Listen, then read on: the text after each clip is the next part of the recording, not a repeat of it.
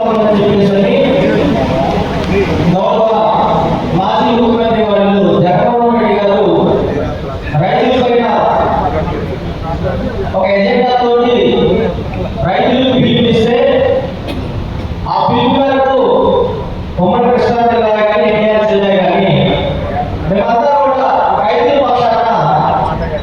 నదిలోని RTO కార్యాలయం వెళ్ళినప్పుడు